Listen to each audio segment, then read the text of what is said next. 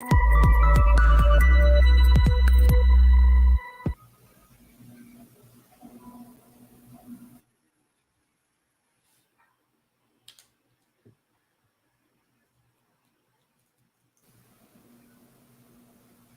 noite.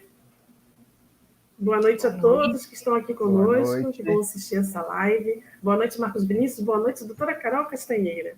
Muito obrigada por estar aqui novamente com a gente. O Micromeio, ele é um canal que foi idealizado para vocês. Eita, travou. Meu nome é Janaína, eu sou bióloga e dedico hoje essa palestra para vocês que bastante, e vamos descobrir por que a listéria é o inimigo, né? Embora, assim, ela causa listeriose, né? Acredito que tenha um problema aí, né? Enfim, a gente vai desvendar esse mistério com a doutora Carol e diversos outros. Marcos Vinícius. Vamos lá, boa noite a todo mundo, doutora Carol, mais uma vez, é outra que já está virando Marcos, sócia-atleta aqui da sua, você está me ouvindo? Tô, Jana, a sua internet está meio travadona, mas vamos levando. Se você cair, você volta, tá? E quem estiver ouvindo a gente aqui, ela vai sair e vai voltar depois se cair. Não sei vamos se lá, Marcos doutora Carol. Tá. Boa noite, Luciano. Oi. Marcos? Eu estou ouvindo. Podemos? Oi, agora sim, estou te ouvindo. Então vamos lá. Doutora Carol, boa noite. Então vamos lá. Janaína, boa noite. Vamos lá. Pode dar continuidade aí. Vamos lá.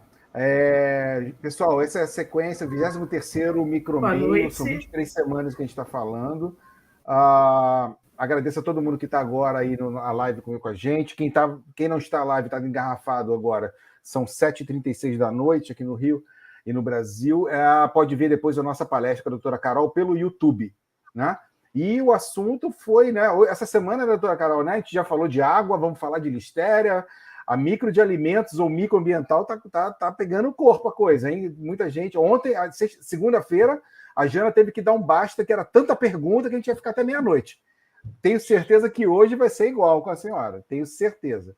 Eu assisti a live de segunda e realmente estava muito interessante. Não conseguia assistir até o final, porque eu estava dando uma aula também, mas estava bem interessante e até recomendei para algumas pessoas do meu segmento, porque afinal de contas estava falando da qualidade microbiológica da água na indústria de alimentos, né? Isso aí. E é muito engraçado, porque é um tema que hoje eu recebi perguntas sobre isso. É impressionante. O tempo todo o pessoal com essa dúvida aí. É um tema bem relevante. É interessante, a gente já percebeu aqui na nossa página, né, no nosso caminho, né, de divulgar ciência, de que toda vez que você tem um assunto que envolve o dia a dia das pessoas, elas se empolgam, né? A gente já falou de alguns assuntos aqui bem específicos, de PCR a nível super ano-luz, e as pessoas gostam, mas fica assim, nossa, não é a minha praia, não vou nem perguntar nada porque é uma biologia molecular poderosa.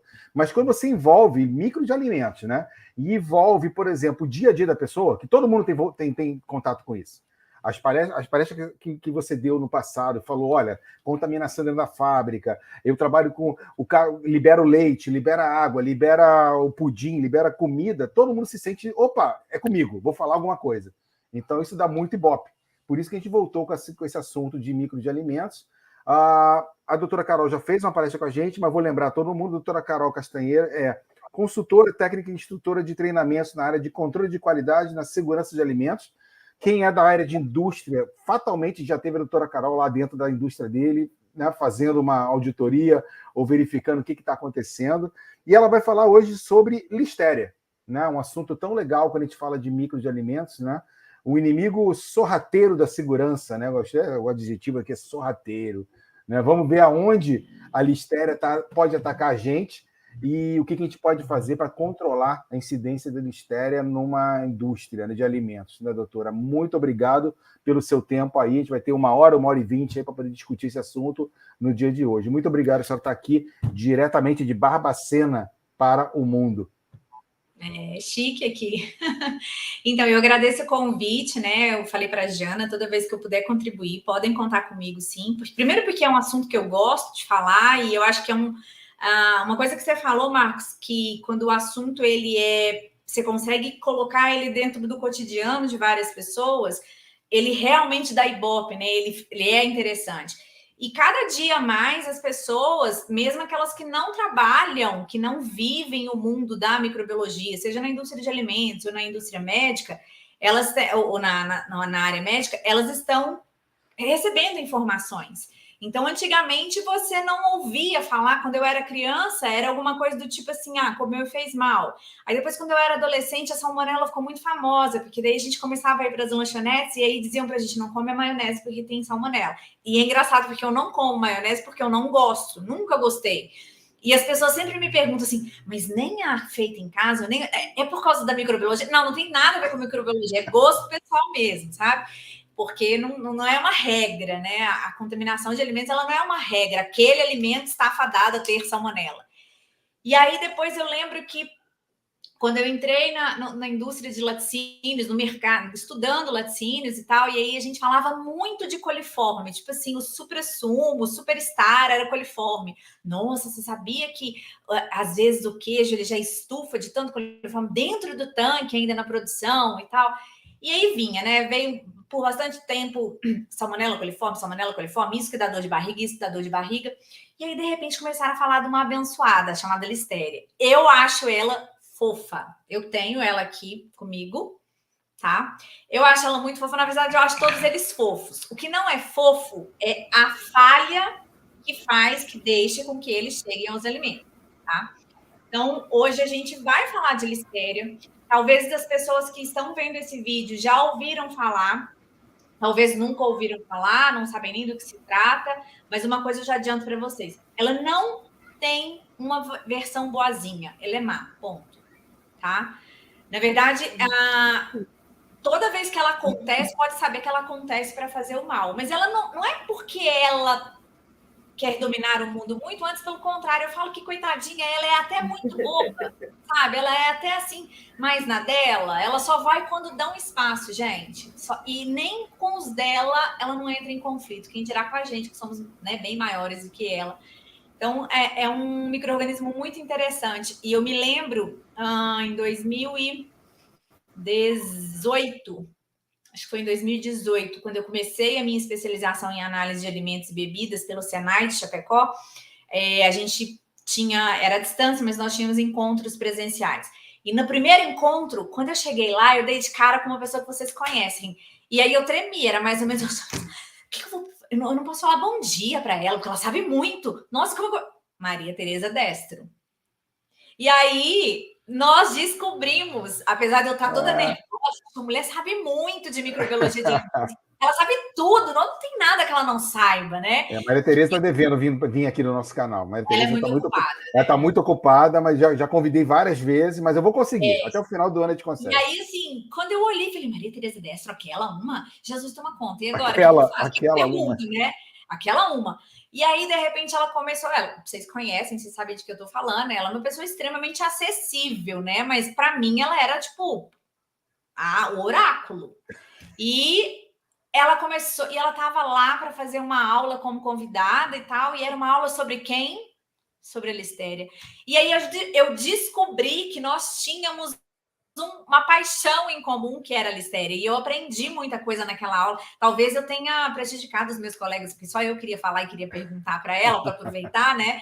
Porque era uma paixão em comum, era a Listeria, nós duas. E então, assim, a Listeria é um micro-organismo muito interessante, apesar de não tão famoso quanto uma salmonela, mas ele é muito interessante. E a gente ainda tem muito mistério em cima dele, muita coisa que a gente não sabe. Ele não foi tão estudado quanto outros, mas também as informações a cada dia sobre essa espécie, a Listeria monocytogenes, inclusive, né? Especificamente essa que é uma grande preocupação aí na indústria de alimentos, ela vem crescendo, tá? Vou falar para você, apesar de ser discreta, os estudos nela, as descobertas estão avançando muito mais rápido do que as nossas atitudes para poder não deixá-la tomar conta. Então, se a gente não ficar esperto na indústria de alimentos, a bobinha, a que perde na briga com coliforme, ela vai dominar, porque nós não demos atenção devida, tá? Eu montei uma apresentaçãozinha pra gente, e aí depois, Jana, Marcos, eu não sei como vocês poderiam dividir isso com o pessoal, quem tiver interesse, que é para poder trazer um pouquinho aí desse grande inimigo dentro da segurança de alimentos, que é a listéria, e a gente já ouviu falar dela, tá? E eu me lembro da primeira vez em que eu ouvi falar na mídia sobre a listéria, já faz algum tempo, foi em 2017. Eu já estava ali apaixonada pela listéria, achando super interessante a metodologia de análise de listéria. Nossa, que legal que era. E aí, de repente, foi confirmado uma contaminação por esse tipo de micro-organismo no setor de fatiados de uma grande rede de supermercados do Rio Grande do Sul, era a marca Zafari, tá? E foi detectado e era uma falha de higiene na fatiadeira. E aí aquela história, né? As pessoas pensam que eu não gosto de maionese por conta da salmonela. Na verdade, eu não gosto porque eu não gosto. Mas desde então, eu confesso para vocês que eu não tenho a menor segurança em comprar. Não estou dizendo que todo mundo é ruim, tá? Mas eu não tenho a menor segurança em comprar produtos fatiados no mercado ou na padaria. Eu confesso que o produto a granel, quando você entra no mercado, né? E você tem tudo embalado a vácuo.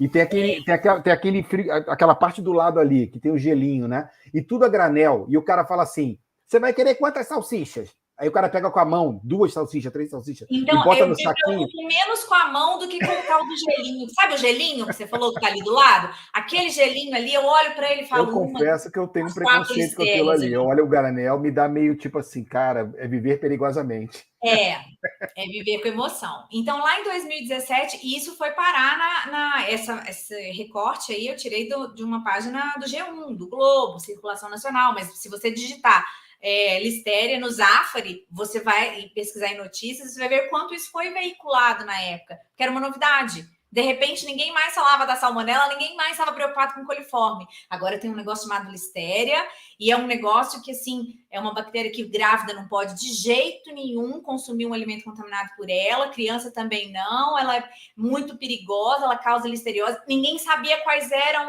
os sintomas de uma listeriose exatamente, na época não se falava sobre isso, né? E aí, depois de lá para cá, a gente veio ouvindo falar de novo. Teve um surto nos Estados Unidos em 2019 em produtos derivados de ovos, tá? Depois teve 24 hospitalizações e uma morte também nos Estados Unidos de uma rede grande de produtos de alimentos embalados, prontos para consumo também, tá? Em 2022, do ano passado. E agora, mais recentemente, eu até acho que já falei a respeito disso na nossa primeira conversa, mostrei, né, que é bem recente, do começo desse ano. Nos Estados Unidos foi feito um recall por conta da contaminação da listéria de novo. Aí vocês vão falar para mim assim, Carol, mas você está falando só de assunto dos Estados Unidos. No Brasil foi uma vez só. E aí aprendi com Maria Tereza Destro. Só não tem listéria quem nunca pesquisou. Tá? Então, o que a gente entende? Que lá fora, infelizmente, esse assunto já está mais maduro. As pessoas já estão enxergando isso com mais maturidade, já se interessam mais, já tem curiosidade, né? Ou preocupação, né? A história do a granel, provavelmente lá não funciona já há algum tempo. Porque é difícil realmente controlar. Você imagina um supermercado, ele fatia embutidos de carne, ele fatia queijos, enfim, ele vai ter uma fatiadora para cada tipo. Como é que é o processo de higienização? A dinâmica daquilo ali, como é que é, né? Então, é uma bactéria sensível, mas ela tem umas armas secretas, ela tem umas armadilhas aí que ela consegue nos pregar, tá? E nem sempre a notícia foi ruim. Bom, não sei, né? Eu não sei te dizer se isso é ruim ou não. Também teve aí um estudo, um artigo que foi publicado que fala a respeito de que não existe contaminação por listéria em queijo Minas Frescal. Porque todas as vezes... Aí a gente falava muito de listéria, a gente associava a presença de listéria a queijo Minas Frescal. Porque é um produto com alta umidade e o micro-organismo tem uma preferência por esse tipo de produto, e é um produto fresco, não sei o que e tal. Só que acontece que como o número de coliformes é muito alto em queijos frescos, eles eliminam as listérias, elas recolhem a insignificância delas ali, tá? Então, eu não sei se essa notícia é boa ou é ruim, né? Não temos listéria no queijo Minas Frescal. Você não vai pegar listeriose, você vai pegar, né, outra coisa. Você vai ter coliforme. Uma intoxicação, né? Uma intoxicação por, né, por enterobactéria ou por alguma outra. Então, eu não sei se essa notícia é de fato boa, pessoal. Eu tenho bem as minhas dúvidas aí, tá? E aí, assim, eu já vivenciei situação de empresas fabricantes de queijo Minas Frescal extremamente limpas, extremamente, tipo, olha, pode tirar foto, boas práticas de fabricação ali em dia, e aí você vai investigar, você encontra a listéria. Encontra onde? No produto? Sim, mas também no ambiente. Ela não brota, né? Ela não vem do leite, tá? Então, a gente vai falar um pouquinho sobre isso aí, né? Então, lá nesse artigo, foi de 2021, né? Falava que sabíamos que a presença era baixa, mas não sabíamos o porquê. E aí o trabalho mostrou que quando tem muito coliforme, a listéria não consegue se multiplicar. Ela é fraca para competir com o coliforme.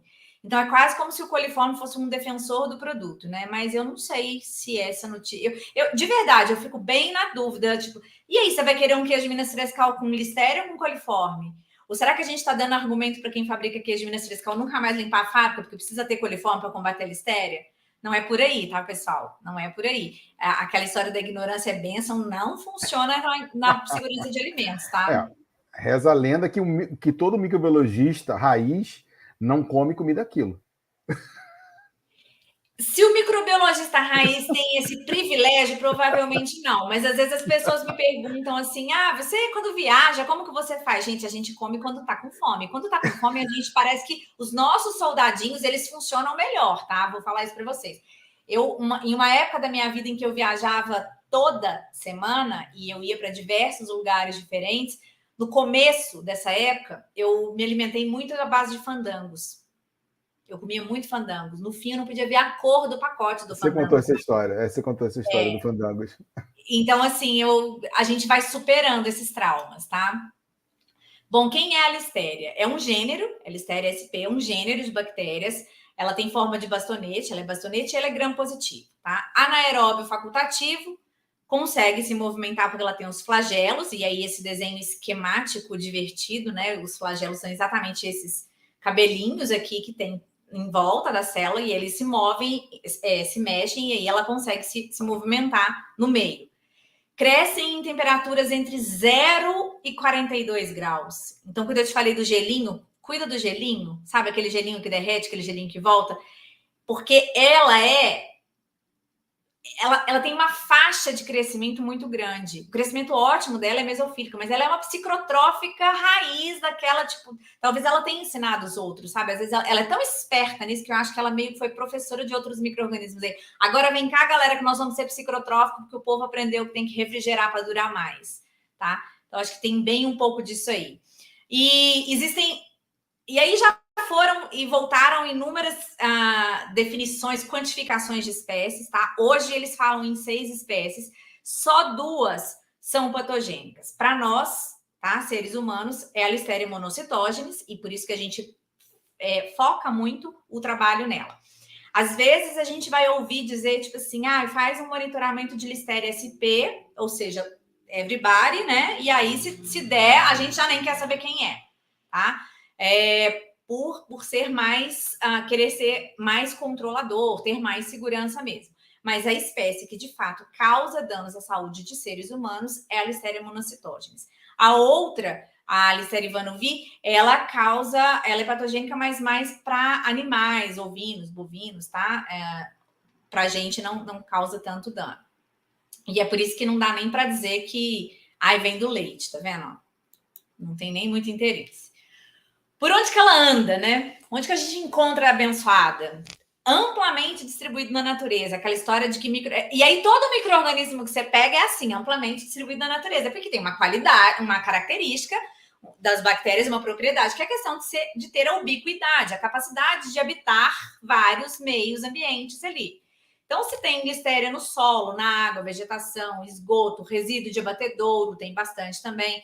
E aí a gente teve uma época que nós ficamos muito preocupados, porque começou a dar a tal da cama de frango para ração animal, e aí tinha vários problemas, inclusive a encefalopatia, né? Espongiforme, mas também a gente sabia que aquilo ali podia veicular a listéria também. E o principal interesse dela, ela anda por todo lado, mas ela vai sempre andar por todo lado buscando alimento, porque o alimento tem muito nutriente, tá? Tem bastante proteína e é uma fonte de energia fácil, já tá tudo pronto, é só ela comer.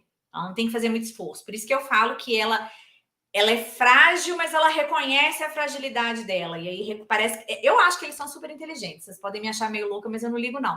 Mas eu realmente acho que reconhece e se adapta. Talvez muitas vezes nós, muito grandes, não damos conta de ter um raciocínio ou uma adaptabilidade tão bacana quanto esses bichinhos pequenos aí. E aí, por estar presente, né? Pode dizer, Jana. Não, eu achei que você fosse mudar o assunto. E aí o Vitor Souza está perguntando aqui qual é a temperatura ideal dela, né? A gente comentou, né, que ela tem essa temperatura variável, né? Isso. Ela é mesofílica, então quando você vai trabalhar, por exemplo, em análise, eu vou mostrar para vocês no final um esqueminha da metodologia tradicional para análise de listéria, você trabalha com temperaturas em torno de 35 a 37 graus nas incubações, tá?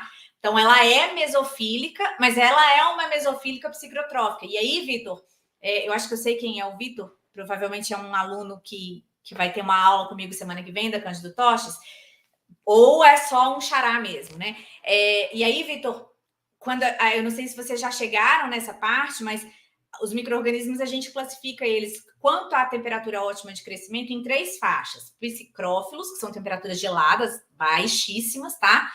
Mesófilos, que são as temperaturas mais próximas da temperatura ambiente aí, e por isso, no caso, né, que é o grande número de bactérias que existe, de micro-organismos hoje é mesofílico, e algumas que são termofílicas. As psicrotróficas, elas não são... Ser psicrotrófica não é uma classificação que coloca o micro-organismo numa faixa especial de temperatura.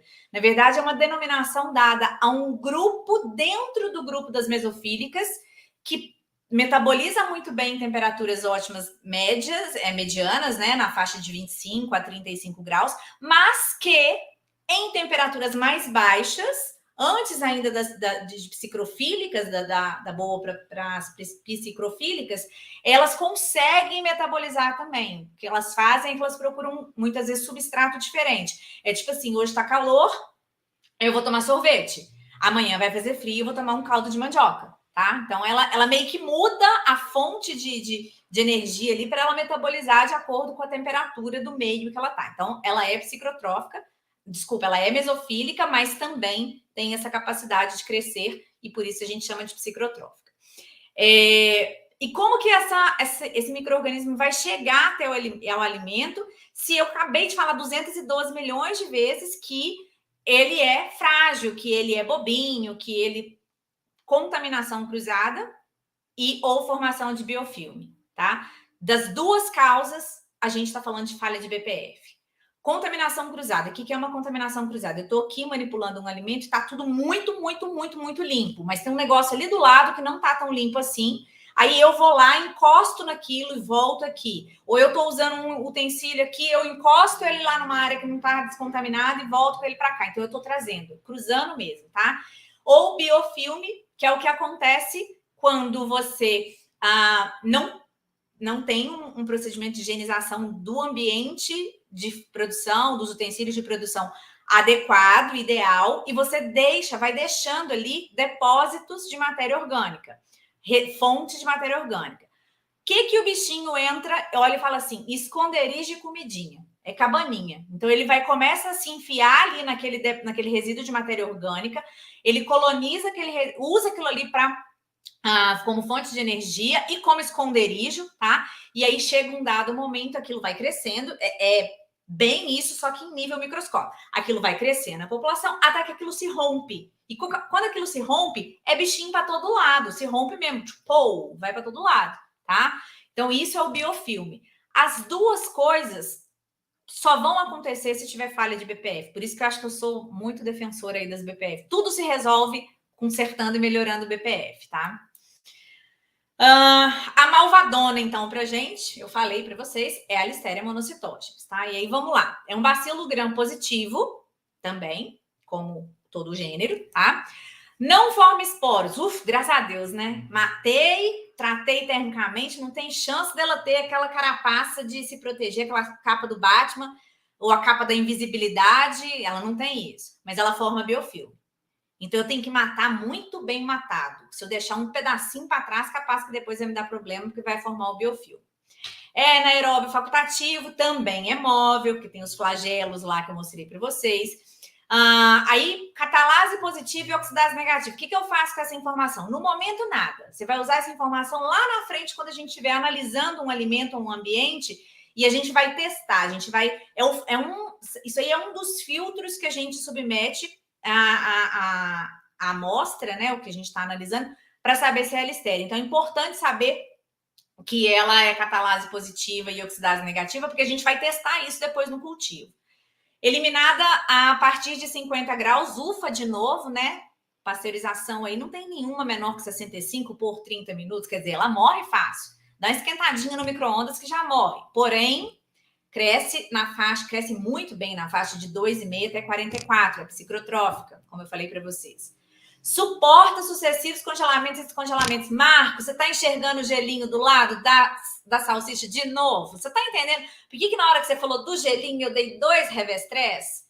Porque aquela aguinha fica morninha e vem um negócio que tem a Listeria e congela, e aí ela fica lá feita boba e descongela, e ela aproveita que vai na temperatura. Eu tenho certeza, doutora Carol, que amanhã todo mundo, quando entrar na padaria, quando entrar no mercado, vai lembrar disso.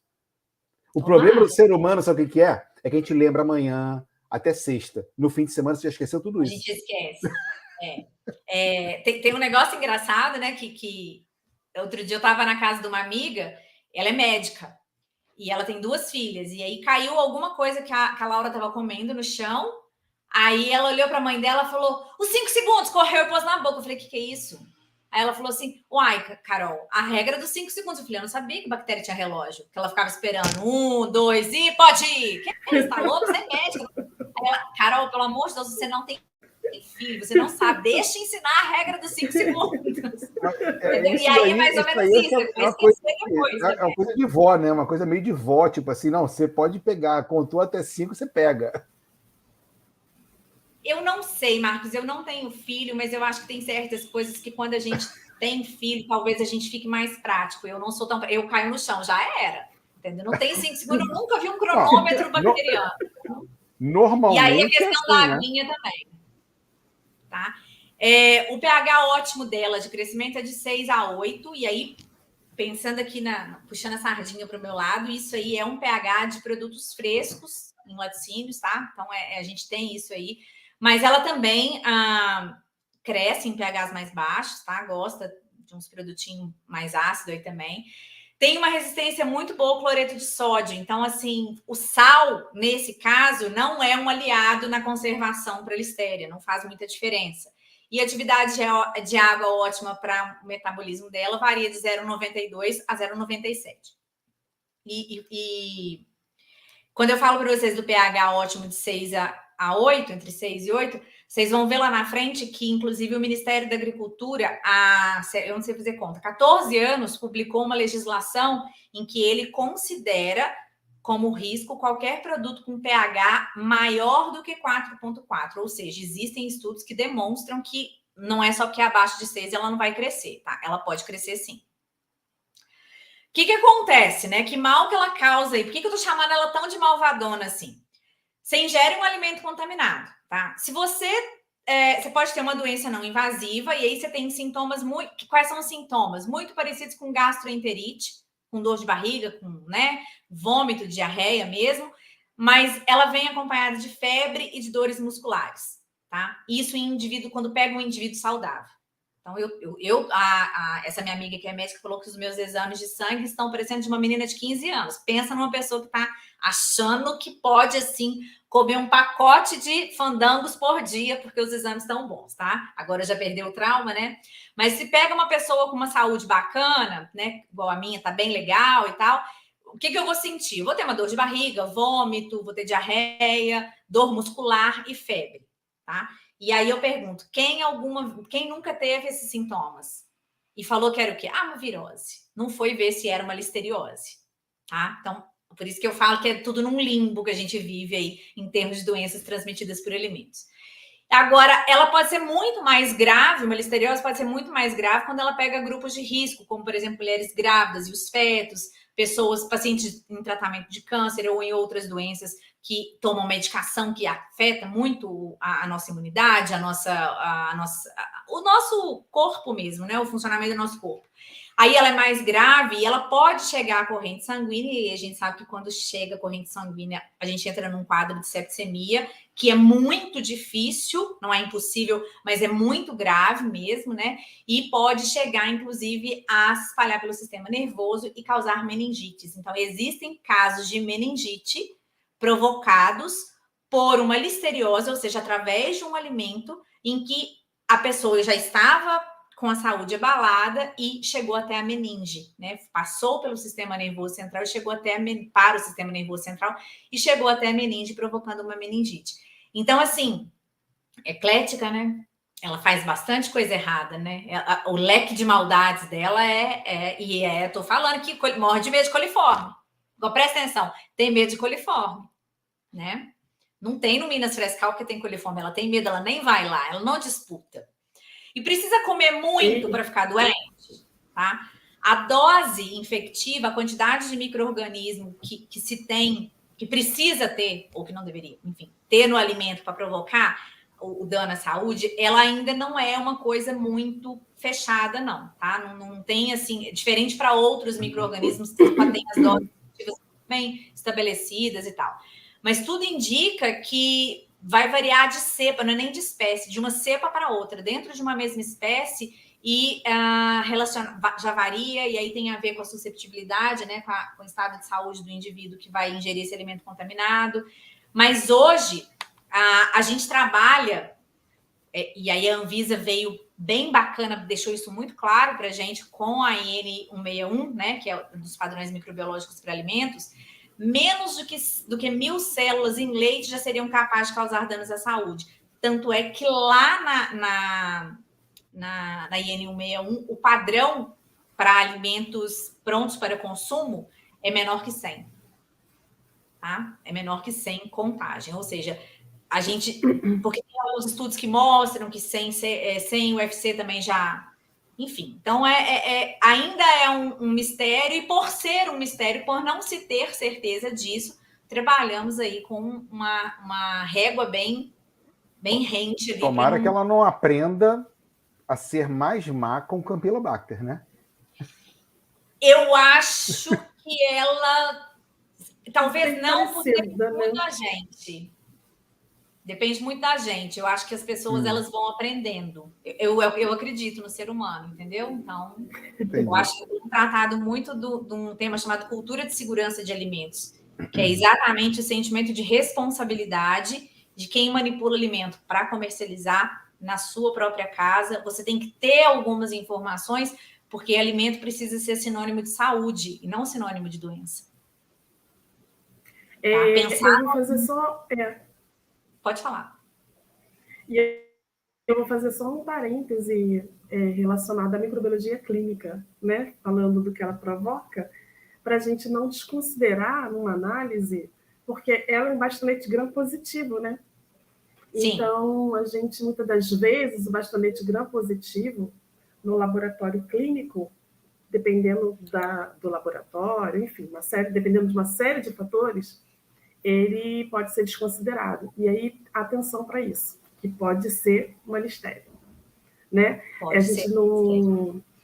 porque a gente não tem tanta positividade, não é muito comum no nosso diagnóstico, né? Essa identificação, né? Que é como você falou, é uma virose, né? Então, muitas das vezes nem faz, né? A gente vai ver, até uma pessoa comentou aqui, já isolei, Verônica Soares, já isolei algumas testemunho da vezes, Verônica. Já isolei algumas vezes Listeria em líquor. E isso é importante a gente abrir esse parêntese, né? Apesar da gente estar falando de microbiologia de alimentos, mas aí vem para o conceito que tudo, né? Não, aí a gente vai falar do One Health. De novo, a gente volta no One Health. Isso aí. Tudo a mesma coisa, tudo interligado. Exatamente, Mas só chamei a atenção só para isso, porque se tiver alguém... E aí, quando eu falo, Jana, que ela é novidade no meio de alimentos, tá vendo? Ela também é uma novidade no meio clínico. Ela também veio para surpreender. Ela surpreende quando ela aparece, assim, e eu concordo com você, abrindo assim agora para um comentário pessoal, ela é lindíssima. Ela é lindíssima. Ela faz um chapéuzinho a mobilidade dela no meio sim. Não sei se a senhora já viu. Já vi. Ela faz, eu chamo de guarda-chuva. Isso, guarda-chuva, assim. E outras coisas, né? O movimento dela, com lamina, né? Assim, com salino. Enfim, vou falar mais dela, não. Deixa a senhora falar. Porque ela é muito linda mesmo, né? Ela é uma vilã disfarçada, né? Aquela coisa linda.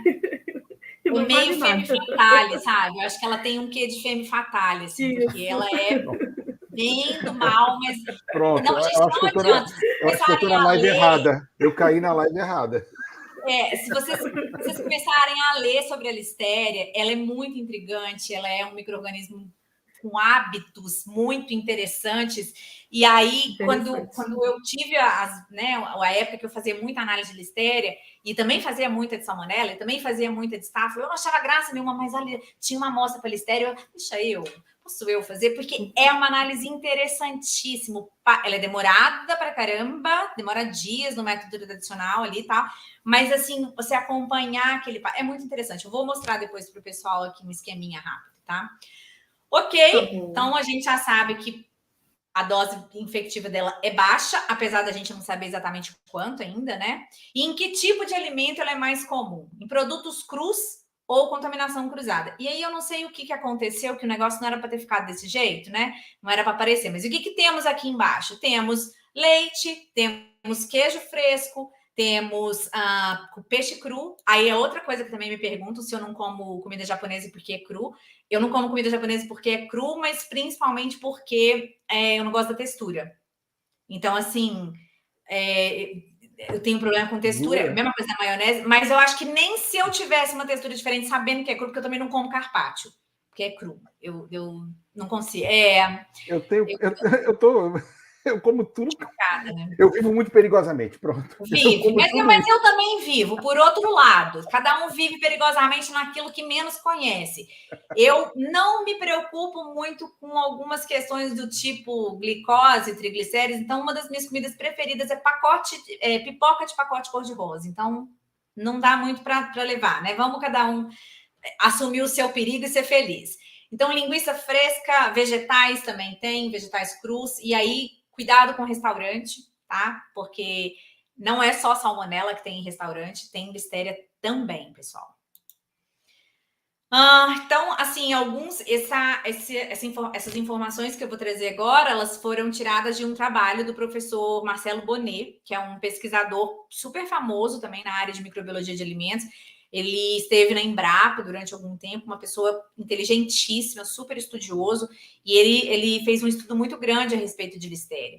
E aí ele pesquisou alimentos que já foram envolvidos em surtos e em casos publicados de listeriose, né? Publicados, teve publicação. A gente já teve leite, a gente já teve queijo, deixa eu botar aqui maior para eu conseguir ler. Leite, e aí dentro do leite, leite integral, leite pasteurizado, achocolatado e leite cru, queijo tipo mexicano, um brie, um vaqueirão mondor, macios em geral, de cabra e outros queijos. Se você for olhar, tem pouco queijo simples, popular. Não é porque não tem, é porque não foi analisado, tá? Os casos, surtos e casos publicados não quer dizer que foi no Brasil. Então, soro de queijo. E aí, quando a gente começou a falar em Listeria na indústria, eu lembro que era tipo assim, vai tirar o soro do tanque de fabricação de queijo, não pode deixar cair no chão, não pode ter soro no chão, é como se o soro encostou no chão, brota a listéria. Não é bem isso, pessoal. Tá? Vai cair soro no chão, que não pode deixar aquilo lá disponível, gritando, listéria, pode vir que nós já estamos aqui prontinho, esperando, o banquete está servido, tá? Ela não vai brotar, ela vai entrar, vai achar no chão e vai falar, oba, é aqui mesmo que eu vou ficar. Então, não é culpa do soro também. Sorvete, porque congela, descongela, lembra dessa parte? Creme de leite e manteiga. Outros alimentos aí de origem vegetal, coleslaw, que é aquela conserva, né, a alemã, ácida, não curto, e aí vem de encontro com aquela história que eu falei para vocês, né, não quer dizer que alimentos com pH abaixo de 6 não tem risco, tem, o coleslaw tem aí. Blueberry, salada de arroz, azeitona, morango, broto de vegetal, não especificou qual, salsão, nectarina, cogumelo salgado, alface, tomate e salsão, tablete de alfafa, salada de batatas, olha aí, vamos lá, né? E salada de milho também. O que mais que já foi encontrado, que tem estudo publicado aí? Vamos, filho. Produtos carnes, e aí a gente falou, né? Salame, salsicha, linguiças frescas, frangos, patês, até por conta da umidade ali é favorável. Língua de porco em gelatina. Dá para ver que não é no Brasil, né? Inclusive, que esse surto foi identificado. Rilete. Outros alimentos aí pescados: mexilhão defumado, peixe gravá, ostra, camarão, leite humano, tá? E também sanduíche pronto. Então, aquela história do camarão aí não é só problema de alergia, não, tá? Vamos falar um pouquinho sobre a regulamentação sanitária aí para abençoadinha, tá? Para bonitinha. O que acontece? O Ministério da Agricultura trouxe lá em 2009, há 14 anos, tá? Acho que já fez 14 anos mesmo, que foi de abril de 2009. Ele trouxe a instrução normativa número 9. Instrução normativa número 9 de 2009. O que essa instrução normativa falava, né? Por que ela foi publicada? Qual era o objetivo desse documento? Esse documento, ele definia um programa de controle de Listeria monocytogenes em produtos de origem animal prontos para consumo. Então, o queijo é um alimento pronto para consumo, o requeijão é um alimento pronto para consumo, a salsicha é um alimento pronto para consumo, o salame é um alimento pronto para consumo, tá? Então, era para esse tipo de produto. Não engloba carne fresca, linguiça fresca, porque não está pronto para consumo ainda. E essas fábricas tinham a fiscalização era em nível de estabelecimentos inspecionados no extrato federal, tá? Cifadas, que a gente chama. Deu tanto bafafá na época, tanta dúvida, que foi publicado, inclusive, um documento orientativo com perguntas e respostas sobre o que seria esse programa. E é uma legislação, eu posso até disponibilizar para o pessoal depois, mas não é difícil de achar. Se jogar no Google, Instrução Normativa 9 de 2009, mapa, ela vai aparecer para você. São, acho que, 11 páginas dessa legislação. Agora eu não me lembro. Não, são 3 páginas. Essas são 3 páginas, mas, assim, é confuso, não está tudo muito claro. Então, logo começou a receber muita pergunta lá no Ministério, e eles publicaram perguntas e respostas. Mas eu diria que esse assunto esfriou. Ainda não aconteceu. Que basicamente eu fiz um resuminho aqui do que ela trazia, tá? Era uma regulamentação, uma definição aí de um programa para controlar a presença de Listeria monocytogenes em em produtos de origem animal, alimentos prontos para consumo. E esse programa de controle deveria ser estabelecido para todos os alimentos prontos para consumo com pH maior do que 4,4, atividade de água maior do que 0,92 e com concentração de sal menor do que 10. Então, a gente bota todos os queijos aí já, de cara, tá? A gente coloca muitos produtos carnes prontos para consumo aí. Então, produtos de origem animal. Tem uma galera que está aí dentro. E aí, esse documento, essa legislação, dizia que ia começar a ser feito um controle oficial, tá? Então, estava avisando, ó, indústria, nós vamos começar a passar por aí e nós vamos coletar amostras para análises oficiais. Essas amostras vão ser enviadas para dos alimentos prontos, né?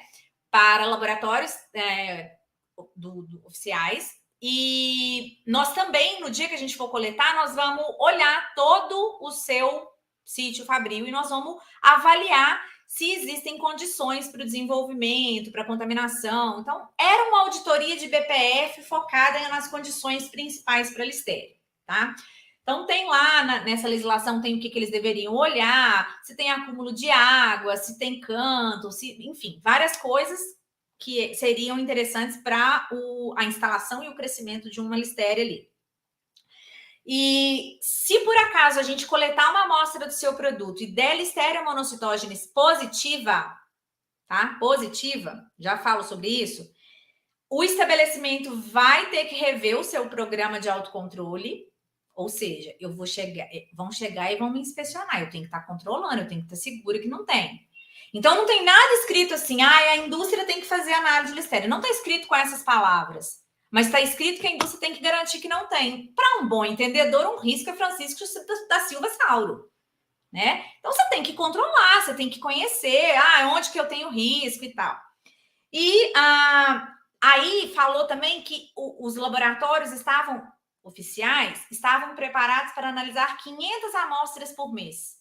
Tá escrito isso. Eu acho que é porque, tipo, nossa, será que serei um dos 500 sorteados? Nunca aconteceu comigo. Eu sei que aconteceu, eu sei que teve, tá? Mas, assim, nas indústrias que eu passei, nunca fui sorteada. Na última indústria que eu trabalhei, eu era sorteada de mais Programa Nacional de Controle de Resíduos e Contaminantes em Leite. Todo ano eu era sorteada, era uma coisa fora do normal.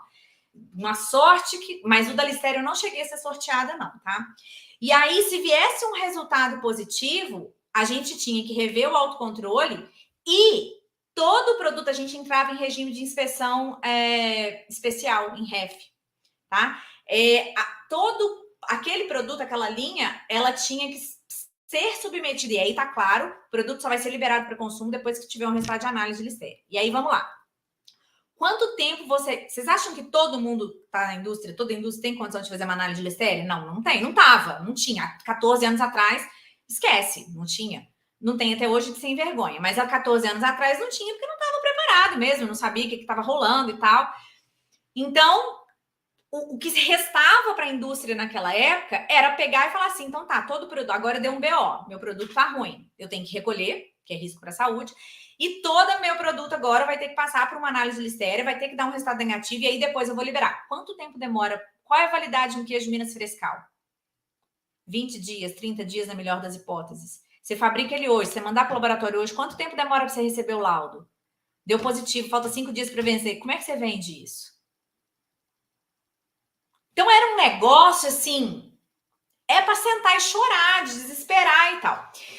Mas, enfim, esse assunto deu uma esfriada legal.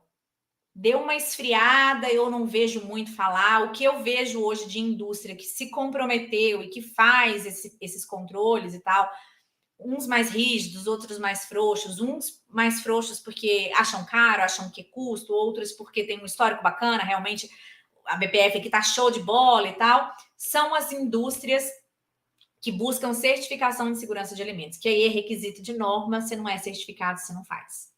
Não é requisito de norma a Listeria, tá, gente? Mas tem outras coisas que acaba levando a isso, você faz por isso, tá? Mas pouca gente faz essa análise internamente na indústria e a gente vai entender por que daqui a pouco. Aí, o ano passado, veio a 161, né? Já tinha vindo a outra, que eu já esqueci o nome, porque ano passado, em julho, eu ia dar um treinamento sobre microbiologia na Expo Láctea, na Minas Lácteas, Juiz de Fora. Eu estava com Covid, minha apresentação montada, montei ela com Covid, inclusive, e aí tudo referenciando a instrução normativa dos padrões microbiológicos. Dia 1º de julho publica, eu tive que mudar, assim, era basicamente a mesma coisa, foram pequenas correções, mas eu, encovidada ainda que estava, tive que rever toda a foi uma luta. Aí parece que eu bloqueei o número da anterior, já esqueci qual que é, tá? Mas a que está valendo hoje é a 161, que tem os padrões microbiológicos. E ela traz que para alimentos prontos para consumo, você tem que fazer uma amostragem representativa, você coleta 5 amostras. as 5 amostras têm que dar resultado menor do que 10 a segunda, menor do que 100.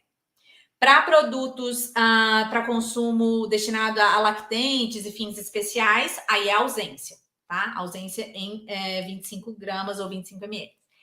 Que é o mesmo padrão que os regulamentos técnicos estabelecidos pelo Ministério da Agricultura trazem.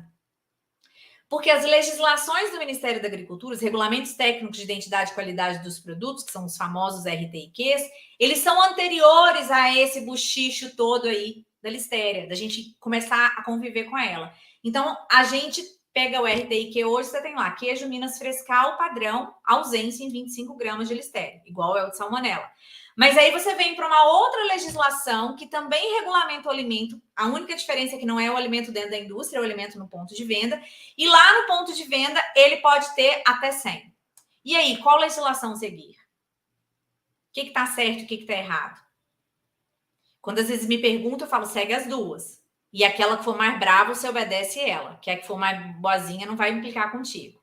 Tá? Então, se você consegue ausência em 25 gramas e você põe esse produto no mercado, ele não vai chegar em 100, que é onde a Anvisa vai coletar. Tá? E o que eu tô achando bacana, até comentei isso com o pessoal que eu tô dando treinamento essa semana sobre microbiologia, que eu começo a notar que, e aí o pessoal que está aqui, que é da indústria, talvez vai me dizer se está percebendo isso também. Pode escrever no chat aí que depois a Jana me conta. Eu começo a notar uma comunicação mais fluida entre Ministério da Agricultura e Anvisa quando o assunto é segurança de alimentos. Até então, eu sou antiga, eu estou fazendo 21 anos de formada esse ano. Então, faz 21 anos que eu entrei para a indústria de alimentos. Existia muito, essa gaveta é minha, não bota a mão, entre o Ministério da Agricultura e a Anvisa. Era uma rinchazinha, parecia... Porque as coisas, os papéis não estavam tão definidos e talvez porque naquela época as pessoas estivessem preocupadas com outras coisas mais do que com cultura de segurança de alimentos. E como esse pensamento, está mudando aos poucos, está indo a passo de formiguinha, mas está mudando, hoje eu vejo uma comunicação muito fluida. Então, tem alguns documentos orientativos, legislação especificamente não, mas existem alguns documentos orientativos do Ministério da Agricultura. Do que eu estou falando? Ofício circular, memorando, que são alguns documentos que às vezes até demoram para chegar na mão de quem está na indústria, chega primeiro nos fiscais, né? E eles é que deveriam repassar isso para a gente. Mas em alguns desses documentos é escrito com todas as letras, seguir as orientações da IN 161 da Anvisa. Eu achei isso super legal, super maduro, sabe? Achei, olha, eles ficaram maduros, que legal, que bacana, porque o bem é um só, o objetivo é um só. Então, pessoal, prestem muita atenção nisso. São conflitantes, sim, mas use isso ao seu favor. E o seu favor não é, eu vou lá no da Anvisa que deixa 100 mesmo, o que tem? Não, seja bastante rígido com os seus. Brigue com seus filhos dentro de casa. Não deixe que os outros de fora chamem a atenção dele e falem que eles são feios e mal educados. Tá? Quer falar, Marcos? Uma pergunta. Eu estou vendo aqui que na IN 9 ele fala sobre produtos de origem animal. Ok, estamos de acordo, todos de origem animal. Porque o Ministério da Agricultura só trata de produtos de origem animal e alguma coisa vegetal. É isso que eu ia entrar, porque justamente você passou a listagem de um monte de coisas, não só de origem animal, e na Anvisa, na IN da Anvisa, ele fala de alimentos prontos para consumo. Aí, quando você pode alimentos prontos para consumo, a minha pergunta para você é, existe um asterisco lá embaixo dizendo assim, definição do que é alimento pronto para consumo? Isso engloba... Existe um item... Porque o leque fica muito grande, né? Imagina, eu sou uma indústria de, sei lá, chutar aqui, mel ou de, sei lá, de sardinha, ou seja, prontos para consumo. Se eu fabricar jujuba, na teoria eu tenho que fazer... Mas o macarrão, por exemplo, você tem que cozinhar, ele não é pronto para consumo. Ele requer preparo. Na Instrução Normativa 61, o artigo 2º dela, tá? traz definições de... Eu amo, eu sou a louca das definições. Quem é meu aluno, quem me segue no Instagram, sempre me vê falando. Eu pego uma legislação, a primeira coisa que eu vou ler umas 4 vezes é a parte que fala de conceitos e definições, tá? Então, no artigo 2º, ele traz assim, ó, alimento preparado pronto para o consumo, alimento manipulado e preparado em serviço de alimentação e exposto à venda, embalado ou não. Então, é um alimento, esse é o preparado pronto. Alimento pronto para o consumo, alimento proveniente da indústria de alimentos que não requer adição de outros ingredientes e para o qual não há indicação previamente ao consumo da necessidade de tratamento térmico efetivo ou de outro processo de eliminação. Eu consigo colocar essa definição no chat para o pessoal? O que vocês acham? Coloca no... Consegue. Pode colocar no chat. Coloca no chat. Vou colocar no privado aqui e aí vocês compartilham. A gente disponibiliza. Tá? Inclusive, o pessoal que entrou depois, a doutora Carol disse que quem quiser para a gente disponibilizar a apresentação, e aí eu vou pedir para vocês encaminharem um e-mail para o micromeio, que aí a gente só encaminha. A gente vai colocar aqui também o e-mail do micromeio. É micromeio, @ Oi, Marcos, fala. Não, fala. Termina depois. @gmail.com. Mas aí a gente coloca aqui também e aí a gente disponibiliza com vocês. A minha dúvida, doutora Carol, é justamente isso, porque o leque fica muito grande. Sim. Porque E, por exemplo, se eu sou o fabricante de qualquer coisa que eu te falei agora, sei lá, chuta qualquer coisa, eu ficaria assim, tipo assim, mas eu tenho ou não tenho? Será que eu tenho? Eu tenho que fazer a consulta. Porque às vezes eu posso estar fora... Você vai pensar assim, esse alimento que eu fabriquei, o cara vai abrir e comer ou ele vai abrir e misturar alguma coisa para comer? Se ele for abrir e comer, em condições normais, eu conheço gente que come miojo cru, mas não é gente assim, tá? Não é gente tem assim. exceções. Tô falando alimento pronto para consumo é isso. Abriu e pode comer. Não precisa esquentar, não precisa adicionar nada, é daquele jeito. Isso é alimento pronto para consumo. Tá? Suponhamos que você tem uma fábrica de massas alimentícias e você tem... você fabrica aquela massa para... Você fabrica a massa para lasanha, você fabrica a lasanha congelada, requer preparo, não é pronto para consumo, o cara vai ter que fazer alguma coisa, e você fabrica pão. O pão é um alimento que você vai controlar. Não é porque a atividade de água dele vai ser mais baixa do que 0,90, vai ser maior que 0,90, menor do que 0,92, tá? Mas assim, esquece esse detalhe. Mas só para você entender, porque até a gente ficar pensando aqui o que vai fazer, o que não vai fazer, né? Vamos pensar desse jeito, tá? Então é um alimento pronto para consumo, é o que você não tem que fazer nada depois. É só abrir a embalagem e comer. Tá bom. Tá? E aí, a IN é 161, que é da Anvisa, porque alimentos em geral, tá? No ponto de venda, ela engloba bem. Na verdade, é quase todo mundo que vai filtrar isso, se o alimento vai ou não passar pelo monitoramento, é o pH, a atividade de água e a concentração de sal. Tá? Sal de cozinha, você não vai fazer controle porque ele tem muito sal. Mas ele também não requer um preparo. Você pode abrir e comer. Né? Botar na salada direto e comer, consumo direto. Pronto para consumo. Mas ele é barrado lá no outro quesito lá da concentração de sal. Fui bem extrema agora, né? Bom, e como que a indústria de alimentos faz para controlar esse perigo, então? Né? Descabelei todo mundo aí. Marcos já está pensando o que controla, o que não controla.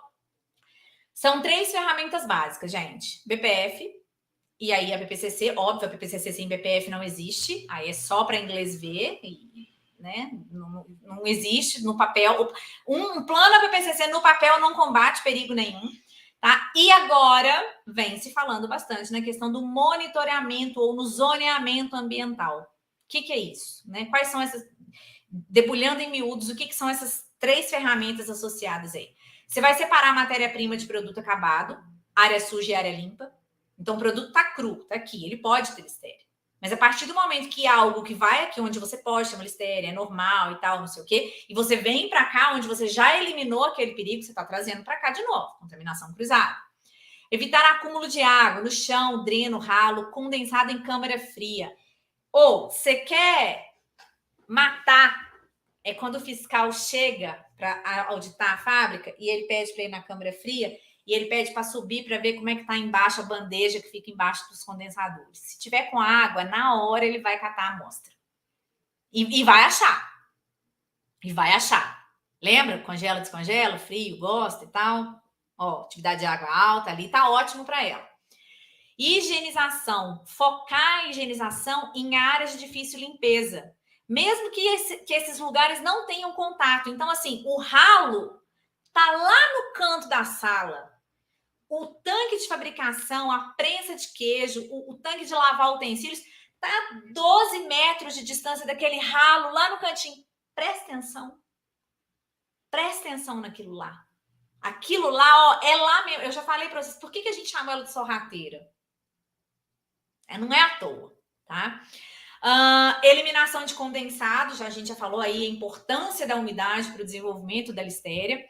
Manutenção dos sistemas de água, eliminação de greta, fresta, nicho, rachadura, fábrica de produto lácteo, cai soro no chão, cai solução de limpeza alcalina no chão, cai solução de limpeza ácida no chão, soca latão, soca prensa, bate, aquilo vai trincando o piso, o rejunte vai ficando, como é que chama aquele negócio? Tipo, vai derretendo, mas não é derretendo, desfazendo. Ali começa a infiltrar. Gente, eu vou falar uma coisa para vocês. Uma vez eu presenciei uma situação, vão reformar o piso, vão. Quando arrancou o piso, pensa que ninguém ficava no lugar do mau cheiro que estava. Claro que arrancou o piso, parada total de fábrica, né? Não tinha cheiro de leite, não tinha cheiro de soro. Vocês não têm noção, era de dar ânsia de vômito. Pensa numa pessoa... Eu tinha certeza que tinha uma listéria de cada cor, mas tinha para todas as famílias. Eu podia fazer carregamento de listéria e outras coisas ali. Então, piso de fábrica é um negócio, assim, foco. Carol, mas a gente não põe as coisas direto no chão, não põe uma respinga no chão. Uma água que você tá lavando respinga no chão e bate de volta para dentro do tanque. E você não tá vendo. Então, por isso que quando a gente fala de listéria, a gente tem que pensar nessas questões mais distantes. A gente não precisa ficar preocupado com mesa. Não é que não precisa ficar preocupado, mas não precisa focar em mesa, em utensílio de cortar. Não, foca no que não tem, tá? E em inspeção constante de equipamentos e utensílios para ver se eles não estão fornecendo local para a formação de biofilme da listéria. Isso é super importante. O zoneamento ambiental, né, é um controle do perigo aí muito, e é novidade, ele começou a surgir justamente com isso. Ele é um conceito que você vai olhar para as áreas de produção e vai dividir cada pedacinho da área de produção. Você vai classificar em 4 zonas, tá? A zona 1 é onde o alimento tem contato direto. Então, é um tanque, uma mesa, uma faca, uma tubulação. Contato direto, ó, pele com pele, tá? Ok. A zona 2 está um pouquinho mais distante, a zona 3 também, a zona 4 também. Por incrível que pareça, a listéria nunca vai estar na zona 1. Porque na zona 1 tem outros tantos micro-organismos que vão estar ali e ela vai esperar a vez dela sorrateiramente para entrar. Eu não vou lhe brigar com aquela gente, eu vou esperar. Eu vou ficar aqui, a hora que eles eliminarem aquela gente, eu pulo da 2 para lá e vou pulando e vou saltando, tá? O que são essas zonas aí? Vamos lá. Na zona 1, como eu falei, é a área que tem contato direto. Superfície de embalagem primária, local de enchimento de funis, dosadores, tubulação, mesa, faca, esteira, transportadora. Tem muito problema de contaminação com outros micro-organismos que você está ali em esteira. Tem formação de outros tipos de biofilme em esteiras transportadoras quando o produto está pelado, né, sem embalagem ainda. O que é a zona 2? É uma zona uma superfície que não tem contato direto com o produto, tá? Mas está muito próximo da zona 1. Por exemplo, vamos pegar um tanque de fabricação de queijo. Zona 1, interior do tanque. Zona 2, área externa do tanque. E aí eu me lembro da minha primeira aula de queijo prático, que o professor falou assim, agora acabou de fazer o queijo, era um queijo Minas Frescal, né? O primeiro que a gente estava fazendo. Agora os alunos vão lavar também. Vocês vão lavar e eu vou ver como é que vocês estão lavando. E aí todo mundo lavou e ele ficou esperando, né? Era uma turma de mais ou menos uns 8, eu acho. Todo mundo lavou, ele ficou ali olhando. Ele falou assim, vocês não vão lavar do lado de fora? Não. Aí a gente falou, não, a gente não lavou, não. Vocês lavaram do lado de fora com o mesmo preço que vocês lavaram do lado de dentro? Não, claro que não. Nem estava sujo igual estava dentro. Mas então na casa de vocês lavam a panela só do lado de dentro? Porque naquela época, eu tô falando de 1999, tá? Não se falava em Listeria em 1999. Eu nem sei se a gente já sabia se existia, sabe?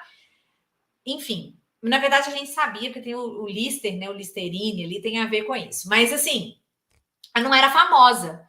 E a gente, então, mas já se pensava, algumas mentes iluminadas já pensavam, olha, não tem contato direto, mas está muito próximo. Uma água que respinga aqui vai lá dentro, uma mão que encosta do lado de fora do tanque vai e põe a mão lá dentro, porque queijeiro põe a mão no queijo. Gente, tem que pôr, não tem jeito. É que a mão dele tem que estar limpa. A zona 3 é normalmente em volta dessa área externa dos equipamentos. Né? Ela está um pouco mais distante ainda, mas ela também vai chegar lá. Chão, parede, teto, interruptor. Vai fazer um monitoramento do ambiente para saber se tem Listeria no seu ambiente? Faz um swab do interruptor. Faz um swab dos botões do painel de controle. Você vai cair para trás. Você vai falar assim, mas não é possível. O laboratório errou essa análise. Mas não é possível. É possível, gente. É possível. Eu vou falar para vocês, é certeiro. Só depois que limpar, que não é mais. Mas se você não tem assim, um procedimento operacional de limpeza do painel de controle da sua máquina de invase de requeijão, fique esperto. Que ali, ó, é tiro no alvo, tá? E a zona 4 são as áreas externas ao ambiente de processamento. Elas têm Listeria, mas dificilmente, considerando que temos boas práticas de fabricação, vai chegar, né, aqui para dentro da fábrica, porque a gente tem uma barreira sanitária, a gente vai higienizar as mãos, a gente tem roupas especiais. Então, o foco no monitoramento ambiental, pensando no zoneamento ambiental, pensando em Listeria, é 2 e 3. Zona 2 e zona 3. Se eu consigo garantir que zona 2 e zona 3 estão, eu posso ficar sossegada. Mais ou menos. Quem mexe com alimento nunca dorme tranquilo, mas pode dormir acordando só umas 2 vezes na noite, tá? E aí, como é que a gente descobre se o inimigo chegou ao alimento? Fazendo análise. Carol, mas eu sempre te ouvi falar que a gente não deve fazer análise de patógeno em laboratório de fábrica. E vocês vão continuar me ouvindo dizer isso. Até porque as pessoas que estão nos ouvindo agora e que conhecem de indústrias sabem que os laboratórios de microbiologia das indústrias normalmente são laboratórios simples. Não tem grandes equipamentos, grandes recursos técnicos. Então, você trabalhar, por exemplo, uma Listeria sem uma cabine de fluxo laminar, sem uma, né, de segurança, é muito complicado, porque não é só proteger a amostra que você está analisando de uma contaminação cruzada, mas é proteger quem está manipulando aquela amostra que tem uma possível contaminação. Então, a maioria das indústrias dos laboratórios das indústrias que a gente conhece, eles têm um bico de Bunsen e uma bancada onde passa álcool. E que até outro dia estava passando álcool qualquer um e eu andei fazendo uma campanha para prestar atenção na concentração do álcool, tá? Então, pessoal, existem duas... Lembra que eu falei que a Anvisa fala em contagem de Listeria e o Ministério fala em pesquisa, o RTI fala em pesquisa. Então, uma das possibilidades, e aí eu trouxe para vocês, aqui eu tenho vivência, experiência, e é aquela que a gente falou que eu sou apaixonada, é uma norma ISO, na verdade, duas partes dela. Uma parte fala de enumeração e outra parte fala de pesquisa. E aí eu montei para vocês, não pode rir, tá? Que eu não sei desenhar. Eu montei para vocês um esqueminha, a pesquisa de Listeria. Então eu vou botar ela maior aqui, porque aqui na minha tela eu não vejo, mas eu já fui no oftalmologista, meu óculos vai ficar pronto semana que vem. Como que é a análise? Você vai pegar 25 gramas ou 25 ml da amostra, nós estamos falando de amostra mesmo aqui. Misturar em 225 ml de caldo Ralph Fraser. É um caldo de enriquecimento parente da peptona, que a gente já usa para salmonella, já usa em concentrações menores como diluente, mas ele é específico, ele tem alguns agentes inibidores, alguns agentes estimulantes ali, para dar uma recuperada. Lembra que eu falei que a Listeria é xixi lenta? Então, ela está escondida, ela precisa sentir segurança, ela precisa se sentir acolhida. Então, o caldo Ralph Fraser começa a fazer isso com ela. Você incuba isso ali, né, essa misturinha a 30 graus, por 24 horas, mais ou menos 2 horas. E aí, você vai passar 0,1 ml dessa solução para um caldo Fraser, que daí é concentração dupla lá de cima, tá? E vai estrear direto no agar aloe, e esse é o agar que é obrigatório na metodologia. Só que essa metodologia, ela te pede 2 agars seletivos. O aloe é obrigatório e existe uma lista de outras que você pode escolher. O Palcam, enfim. Tem alguns outros lá, tá? E você vai incubar, no caso do Agar Aloha, ali quando você vai na alçada direto, tá? 37 graus, mais ou menos 1 por 24 ou 48 horas. Então, você olhou com 24, cresceu, você já para. Não cresceu, você espera da 48. Aquele 0,1 ml que eu tirei, eu trouxe para cá, nesse caldo aqui, que é para ver mesmo, vou incentivar mesmo, vou esgotar mesmo a possibilidade de ter. Aí eu vou fazer a mesma coisa, vou estrear no Agar opcional, esse Agar OP é opção, e no Agar Aloha. Crescendo colônias típicas, no caso aí tem a foto da colônia típica no Agar Aloha. O Agar Aloha, ele tem uma carinha de PCA, uma corzinha de PCA, tá? Mas quando cresce, você vê umas colônias, é um azul, eu acho que é por isso que eu gosto, é um azul Tiffany. Eu acho elegante. Sabe? Eu sempre falei, gente, é azul Tiffany. Meninas todas entenderam agora que cor que cresce. Naí ficou meio verde na foto, no slide. Azul gente, Tiffany. É uma coisa chique, tá? E aí, dali, você, então, vai isolar essas colônias em agar para crescimento, para aumentar a viabilidade celular. E a partir desse enriquecimento, você, então, vai fazer os testes, as provas bioquímicas. E aí, a gente lembra quando eu falei? Ela é oxidase negativa e catalase positiva. Então, é um dos testes que a gente vai fazendo para filtrar. Carol, dá para fazer na indústria? Pessoal, eu faria até aqui, ó. Deixa eu ver se eu consigo. Aparece, não, né? Meu cursor. Eu faria até o Agar Aloha. Sabe? Eu faria ali a primeira do potinho rosa, que é a diluição. Aí eu passaria para 0,1 do Fraser. Estrearia direto no Aloha. Só no Aloha. Tá? Só no Aloha. E depois lá do tubinho de ensaio, depois de incubado também estrearia. E se apresentasse crescimento de colônia azul Tiffany, eu ia falar assim, esse lote segura, não vende. Agora eu vou mandar para um laboratório externo analisar para mim. Isso é o que eu faria. Dicas da Carol. Tá? Se eu tivesse uma coluna no jornal, tipo a Palmeirinha tinha, seria dicas da Carol. Por quê? Você coloca Você tem um controle na sua mão dentro da indústria que te ajuda a dizer o que realmente precisa, o que realmente não precisa, o que não precisa, criar um histórico dos seus produtos, da sua linha que é mais susceptível, tá? Às vezes você vai mandar fora e vai falar assim, tá dando tudo negativo, ok, mas essa linha ela tá precisando de um cuidado porque tem hora que tá dando. Então eu faria até aí, porque até aí você não tem um isolamento, ainda é seguro, mas com condições de segurança para a fábrica e para o analista, tá? O produto analista. Sabe uma coisa que vocês vão me perguntar? Ô, Carol, mas não tem placa pronta para isso? Eu conheço só para ambiente. Até onde eu sei, a placa... Não a placa com Agar Aloha. Essa existe pronta e tal, tem o Agar para preparar, a Merck, etc. Mas aqueles kits de microbiologia... Tem, mas até onde eu sabia, né, até a última vez que eu vi, ela só era validada para monitoramento de ambiente. Você fazer o SWAB lá no painel de controle, nos botões de painel de controle e fazer. Tá? Só para ambiente. Até onde eu sabia. Não sei se já validaram para coisa. E custa bem carinho. Enfim, microbiologia não é barato mesmo. Então, essa seria para pesquisa, tá? Tá vendo que a gente parte de 25 gramas, e é tudo que está nos 25 gramas que eu vou analisando até o final. Então, é presença ou ausência. Quando eu quero contar, por incrível que pareça, a técnica é um pouco mais simples, tá? Porque eu não tenho aquele segundo enriquecimento, eu tenho só o primeiro. Também vou usar só o Agar Aloha, tá? E aí você pode, de repente, fazer só desse jeito aqui também. Carol, você falou que não pode inventar a metodologia. Não, você não está inventando metodologia. Você está fazendo um teste para decidir qual amostra que você vai mandar analisar na metodologia bonita. Tá? Então, assim, foi a título de curiosidade, para vocês entenderem a complexidade aí. Uma análise de listéria, para você chegar até o final, você demora mais ou menos uns 10 dias, porque tem algumas provas bioquímicas aqui embaixo que elas têm 5 dias, 6 dias de incubação, tá? Então, é bem demoradinha mesmo. Automação. Automação. Tem aqueles... mas aí, sabe o que acontece? Você orienta, fale. É porque, inclusive, tem uma pergunta aqui. A doutora Carol recomenda automação para a rotina de listéria? Eu recomendo. Se a sua indústria tem dinheiro para isso, eu recomendo demais. Compra um Vitek. Vai lá, eu acho assim. Só que é um negócio que é caro, tá? Então, assim, eu recomendo muito. Mas Acho eu que tenho que o Vidas se encaixa melhor do que o Vitek. o Vidas, pois é. Mas assim, eu recomendo. Mas Tempo também.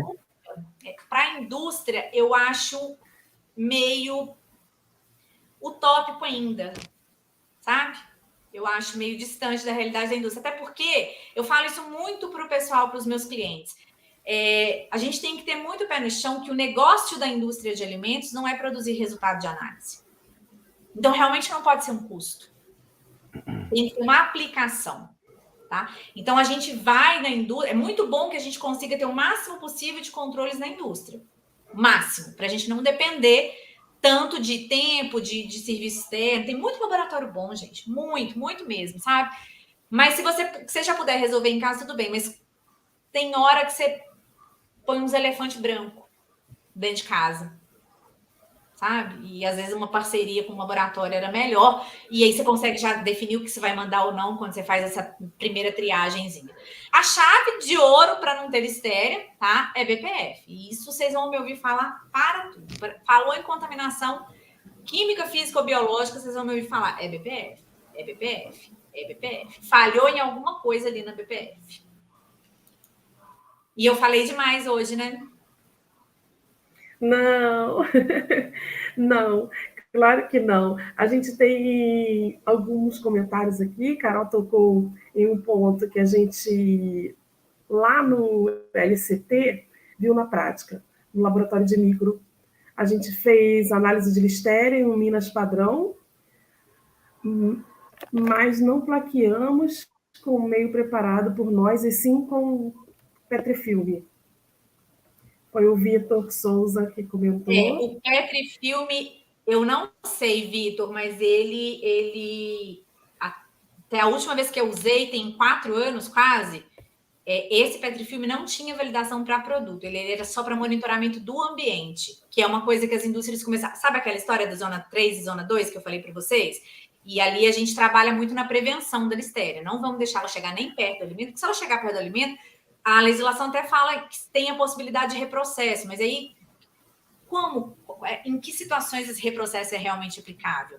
E aí reprocessou, eliminou. Então, assim, como ela não é produtora de toxina, a legislação fala em reprocesso, tá? Mas então por isso que a gente trabalha muitas vezes focada no monitoramento ambiental. E aí essa placa de petrifilme é uma opção bacana, sim, tá? Eu não sei de verdade mesmo, vou até perguntar para as meninas depois, mandar uma mensagem para a Isaura, tem muito tempo que eu não falo com ela, para saber como que tá isso, se já validaram para produto, tá?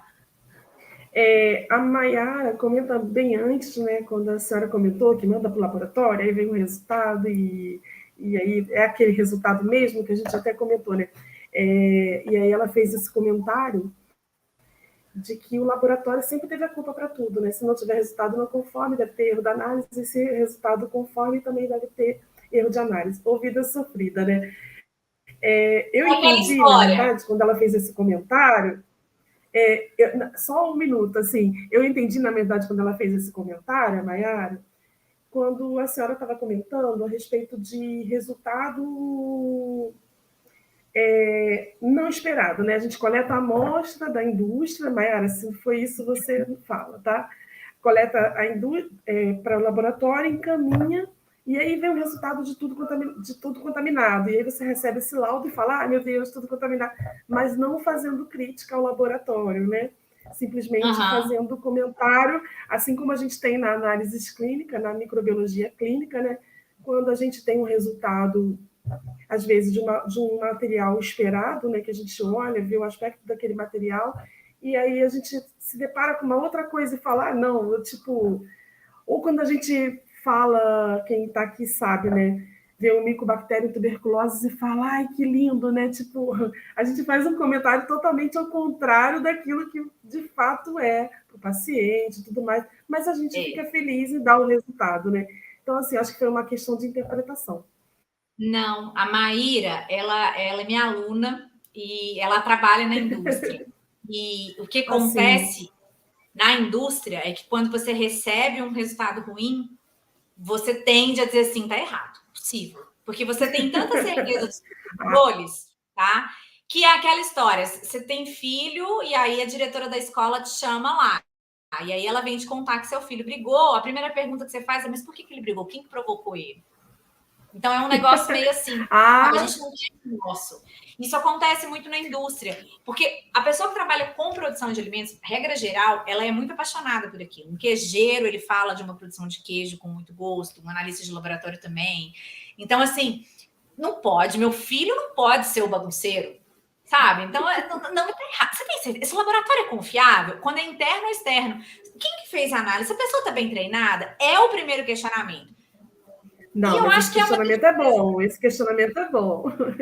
Desafia, né? É necessário, né? E é necessário, né? Ser feito no local. E também tem controle de qualidade, né? O laboratório também isso é uma frase. Isso é uma frase que eu vou falar para você. Ultimamente, a gente que é da área tem ouvido muito. Tivemos alguns bochichos recentes em algumas indústrias de alimentos e tal, não sei o quê. E aí você vai olhar os babados da internet falando daquilo. Essa empresa não tem controle de qualidade. Tem sim, gente. Ela tem controle de qualidade, mas não é o controle de qualidade fala que tá bom, que tá ruim. Quem põe no mercado não é o controle de qualidade. Então, vocês param de falar que não tem controle de qualidade. Tem sim. É que às vezes não dão muita bola pra gente. Às vezes não tem também não, tá? Mas assim... a história é meio que... Mas, Maíra, a gente tem que tomar muito cuidado, porque se a gente deixar, a gente vai se colocando... Nós, da qualidade, a gente vai se colocando numa posição de coitadismo o resto da vida, e ao invés da gente fazer o nosso trabalho cada vez com mais segurança, com mais... A gente desanima e começa... E não pode. Eu falo, não pode, nada disso. Se tem alguém duvidando de você, você vai provar que você está certo. Eu estava errada, agora eu já melhorei. Vamos lá, é para frente, né? Tem que ser para frente. Concordo. O Vitor complementa, né? Acho que aquela pergunta, né? Aquela colocação que ele faz, e ele bota, ele é ambiental, que eu acho que se refere ao queijo, né? E é estranho, né? Passar um suave no queijo, mas é o que a gente tem. Se quiser falar mais sobre isso, vou achar super legal, né? Então, eu entendi, na verdade, assim, eu vou fazer uma pergunta, né? Se eu não tenho, que a senhora fala assim, de passar um suave no interruptor, passar um suave existem técnicas para fazerem coleta, no caso de amostra de alimentos, certo? Sempre vai ser 25 gramas, ou eu posso, de fato, fazer isso? Mudar, tem alguma coisa descrita diferente, que seja mais rápida? Não. O SUAB, ele arrasta a contaminação, o processo da coleta, você arrasta a contaminação que está naquela superfície. Então, você passa um SUAB na casca de um queijo, você está analisando só a casca do queijo, ninguém vai comer só a casca do queijo. Tá? Perfeito. Então, na verdade, você tem que pesar... são diluições decimais. A maioria das normas recomenda 25 gramas para 225 de diluente, tá? Mas tem gente que faz com 10,90. Tem uns preguiçosos aí que para leite faz com 1,9. Eu xingo eles, falo, larga de ser preguiçoso, que ninguém vai morrer de fome por causa de 9 ml de leite a mais que você está usando. Faz 10 para 90 pelo menos, tá? Então, assim, não pode. Eu não... O Vitor pede para comentar. É difícil para mim comentar, porque, assim... Eu não sei qual era o objetivo da aula. Às vezes era só mostrar uma colônia característica de listéria e o risco de ter uma listéria ali na superfície daquele queijo era muito grande, eu não sei. Não é um método validado, tá? O método validado, o método regulamentado é esse. Um deles é da ISO, mas tem BAN também. Enfim, mas é esse da ISO aí. Então, pode falar. Independe do número de queijos produzidos. Vamos supor que eu produzo queijo e aí eu tenho ali uma produção de muitos queijos, assim, sei lá, sei que seriam muitos queijos, 500 queijos. Aí eu pego 25 gramas só? Então, isso quem define é a indústria, tá? Você tem... existem indústrias que produzem queijo em tanques usando 1.000 litros de leite e aí, noves fora todos os queijos aí, é mais ou menos 10 litros por quilo. Tem queijo que gasta menos leite e tem queijo que gasta mais leite, tá? Mas vamos botar 10 litros por quilo. Então, um tanque de 1.000 litros, você vai ter 100 peças de 1 quilo, tá? Tem empresas que trabalham com queijomates, que são os tanques automatizados, automatizado, tudo automatizadinho. Não que é fechado, não é um sistema fechado, tá? Mas o manuseio ali do procedimento, desce por gravidade para escorrer o soro e tal. Você trabalha com 20 mil, com 30 mil, com 40 mil, tá? Então, assim, depende muito. O tamanho do lote, quem define é o fabricante. Então, o seu lote pode ser cada tanque, o seu lote pode ser o dia de produção, tá? Isso leva em consideração o poder financeiro da empresa, porque é uma despesa, mas é um custo da qualidade, tá? Então, assim, tem gente que às vezes vai analisar um queijo por dia de produção, independente do tanto que faz. Tem gente que vai analisar mais de uma amostra por lote. Então, isso é por isso que existem os programas de autocontrole, tá? Onde você define com base nos riscos que você, numa avaliação de risco sempre, que você tem ali. Não é para fazer propaganda, mas eu vou fazer. Mas é minha, tá? Então, dá licença. Eu estou com o curso sendo vendido, ele vai ser vendido até final de julho, até última semana, faltando 10 dias para acabar julho, mais ou menos, eu vou fechar as inscrições dele, que é um curso onde eu ensino as pessoas a elaborar um plano de inspeção por amostragem, tá? Então, tem 4 aulas que são totalmente teóricas, em que eu vou falar por que tem que ter, por que tem que fazer, o que faz, de onde que tira, não sei o quê. E depois a gente tem mais 7 aulas, onde eu vou colocar as pessoas dentro de setores de laticínios. Ele é específico para laticínios. Então, eu te falei que eu estava montando uma aula hoje, dei uma empolgada. Então, eu peguei fluxograma, eu peguei planta baixa, eu peguei esquema de setores, tá? São 7 aulas, cada uma delas vai falar de um setor, e ali dentro a gente vai pegar. O que o regulamento técnico traz? Traz isso. Eu tenho que avaliar isso toda vez? Como é que é? Como é que define? A gente vai discutir isso no curso, o curso é gravado, mas as pessoas dizem que quando assistem um curso meu gravado, parece que eu tô na hora lá. E a gente vai discutir o que mais além do RTIQ, né? Por exemplo, não existe um RTIQ, uma regulamentação que diz assim, olha, você tem que fazer o SUAB do botão do painel de controle, pode dar tanto para a polistéria. Não pode, mas e análise de risco? Então, elaborar um plano de inspeção por amostragem baseado na análise do risco da qualidade ou da segurança do alimento ali, tá? Então, esse curso ele está sendo comercializado, porque hoje ainda é um negócio meio perdido, né? Quando tem legislação, você tem que fazer isso tudo. Aí quando não tem, fica, mas o que a legislação fala? Não, ela não fala nada. Então, vamos aprender a pensar. Às vezes a legislação, por mais que ela traga o parâmetro e o padrão, ela não te fala quantas vezes, ela não te fala essa história do lote. Então, você que tem que avaliar o seu setor, o seu processo ali. Eu confesso que quando você começa esse contato com a microbiologia de alimentos, que você começa a tentar ler a legislação, começa a ler, você começa a tentar primeiro. Você começa primeiro a tentar entender, porque assim, é confuso, porque você começa a encontrar várias legislações e apesar das atuais, né, que você percebe que é atual, mas realmente você abre um leque, assim, você fala, meu Deus, o que será que eles fazem de fato na indústria, né? Você está só, assim, assessorando e a gente da indústria de base, né, para a indústria. Você não trabalha na indústria de alimentos, mas você tem algumas questões com a indústria de alimentos, e aí você começa a ter, assim, aplicar meio, né, é aquilo que o Marcos falou, o que é alimento ali, né, terminado ali. Exato. Então, assim, você às vezes precisa de uma assessoria. De trás para frente. E eu recomendo a doutora Carol Castanheira, que eu até falei com ela, eu vou te pedir uma assessoria de alimentos. Porque, assim, ela está com essa bobagem agora, Gigi. Não, mas assim, Jana, a legislação, ela tem hora que você fala assim, nossa, publicaram, agora vai clarear. Mas sabe aquela história de quanto mais você aprende, mais dúvida você tem? Com legislação não é diferente. E talvez por isso, até eu estou para dar uma aula para a turma do Vitor e a gente vai falar sobre uma legislação, justamente a lei do programa de autocontrole. E ontem era para dar essa aula ontem, mas eles tiveram um imprevisto e tal, e eu falei, não tem problema nenhum, a gente remarca, a gente faz semana que vem, porque o meu objetivo de dar essa aula, eles são alunos do Instituto de Laticínios, quando o Vitor é aluno lá, e os colegas dele também, porque quando eu estava lá, eu pegava uma legislação e falava assim, não vou nem olhar para esse negócio enjoado, e hoje eu tenho paixão por tudo que é legislação de alimentos. Não é fácil. Mas é um negócio tão Não é desafiador. fácil, Mais vou ser sincera. menos 80. Eu estou iniciando a querer entender essa linha e vou dizer, não é fácil. De vez em quando eu me vejo perdida.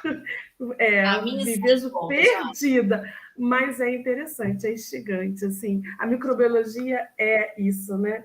E a gente, infelizmente, tem que encerrar. Olha, isso é muito rápido. É uma delícia te ouvir.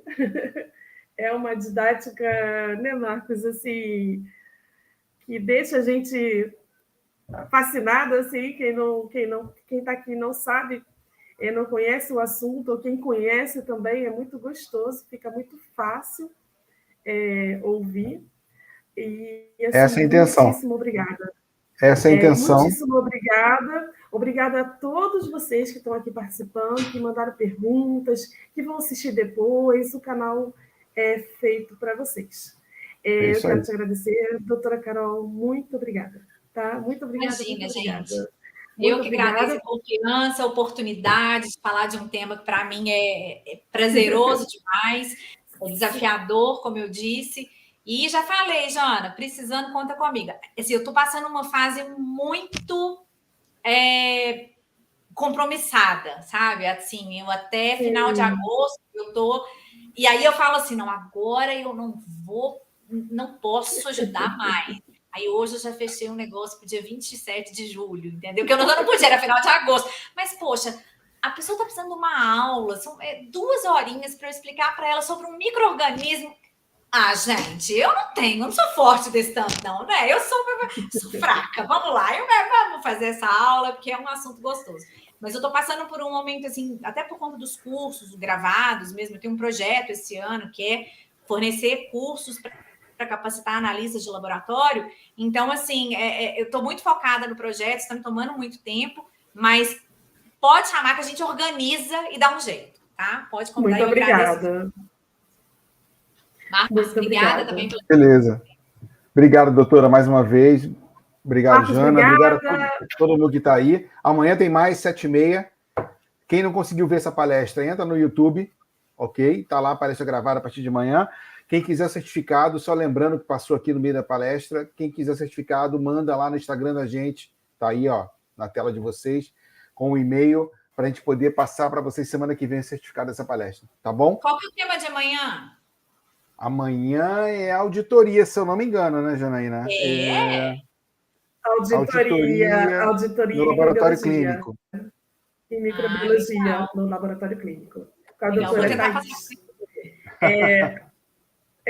Beleza, e assim, gente, eu queria dizer que todos os palestrantes que passam por aqui, totalmente gentilmente, né, Marcos, que eles fazem esse trabalho com a gente, que passa a informação para vocês, sem nenhum custo. Hoje o Marcos não falou isso no início, eu vou falar agora no final.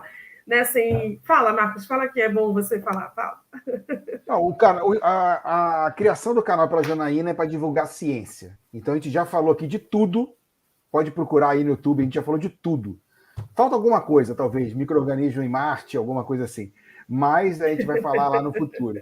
Então, a intenção é divulgar ciência para quem é PhD, para quem é a dona de casa, para minha mãe, que quiser ver depois. Então, todo mundo, a gente fala a linguagem que você consiga entender. A gente tenta trazer pessoas que são ícones dentro de cada assunto específico aqui. Quem a gente não conhece, a gente entra no LinkedIn na cara de pau e convida. Quem a gente conhece, a gente usa um amigo do amigo do amigo para chamar também. Todo mundo aqui se dá de 0800, todo mundo deu aqui o seu trabalho para estar aqui apresentando sem nenhum tipo de remuneração, e acho que isso falta no Brasil, a gente poder divulgar a ciência fora dos congressos. Quem vai para o congresso, beleza, você está lá com mais 1.000 pessoas, mas aqui é um bate-papo durante 1h30 que a doutora Carol está aqui com a gente, começamos 8 horas, e você pode perguntar o que você quiser no chat para ela aqui. E você tem o e-mail dela, tem o WhatsApp dela, ela disponibilizou o WhatsApp dela, que não é normal das pessoas fazerem, para você fazer pergunta para ela sobre o assunto. Mas se me mandar mensagem fora do horário comercial, vai receber uma mensagem educada, tá? Depois a gente fala. Mas eu respondo então, todo mundo. Tá certo. Então a intenção é essa, é fazer uma ponte entre quem está do outro lado, né? A gente começou isso no meio da pandemia, Não tem mais pandemia, mas acho que ainda é um canal válido de trabalho com a gente, de alcançar o mundo inteiro, né? De vez em quando aparece um francês, um italiano aqui falando alguma coisa no chat com a gente, que ele viu e achou interessante. É interessante falar que no YouTube tem tradução automática para francês, inglês, italiano, acho que árabe também, e por aí vai. Tem 5 línguas lá que tá a tradução automática. Tá bom? Então é isso, gente. Amanhã, 7h30. Agradeço por estar aqui hoje, 9h10 da noite. Um beijo a todos e amanhã estamos aqui de volta. Doutora Carol. Tchau, gente. Grande beijo. Obrigado. Beijo, doutora Carol. Obrigada, Marcos. Tchau para todos. Obrigada, Marcos. Obrigada, Marcos. Obrigada, doutora Carol.